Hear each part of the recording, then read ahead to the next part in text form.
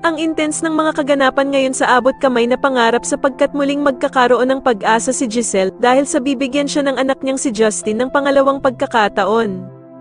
Dito nga ay tuluyan nang lalambot ang puso ni Justin dahil na din sa mga sinabi sa kanya ni Annalyn tungkol sa ina niyang si Giselle. Samantala matapos nga ang ginawang pangbabastos ni Justin sa ina niyang si Giselle sa harap mismo ni Annalyn ay hindi na nga ito makakapagpigil na sundan si Justin sa labas. Dahil nga sa awang-awa itong si Annalyn sa kanyang tita Giselle sa sobrang pag-iiyak nito dahil nga sa ginawang pangbabastos ni Justin sa kanya. Ikakagulat naman ni Justin ang pagsunod sa kanya ni Annalyn at dito nga ay ipapaliwanag sa kanya ni Annalyn kung gaanong pinagsisisihan ni Giselle ang nagawa nito sa kanya. Samantala habang umiiyak naman si Giselle ay sasabihin niya kay Annalyn ang wish niya na sana nga daw ay makasama at maiakap na niya ng tuluyan ang anak niyang si Justin. At dito nga ay mukhang tinabla na si Justin sa mga sinabi sa kanya ni Annalyn tungkol sa ina nitong si Giselle dahil sa mukhang nakukonsensya na ito sa mga sinabi niya. Kaya naman ay tatanungin siya ng ama niyang si Eric kung bakit ito umiiyak at kung lumalambot na daw ba ang puso nito sa ina niyang si Giselle.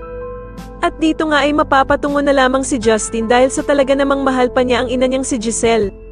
Sa kabilang banda naman dahil nga sa pagkahuli ni Lynette sa pagtawag ni Zoe kay Doc Carlos ay ikwakwento niya ito kila Diyosa at Aling Susan. Kaya naman ay agad na pagsasabihan ni Aling Susan si Lynette na bakit daw tatawag si Zoe sa asawa niyang si Doc Carlos samantalang hindi naman nga daw sila magkaano-ano. At dito nga ay dadagdag pa si Diyosa na sa dinami-dami nga daw ng pwedeng tawagan ni Zoe ay bakit si Doc Carlos pa ang palaging pinipili nitong tawagan. Kaya naman ay lalong tataas ang pagdududa ni Lynette sa kanyang asawang si Doc Carlos na meron daw talagang nililihim sila Zoe at Doc Carlos sa kanya.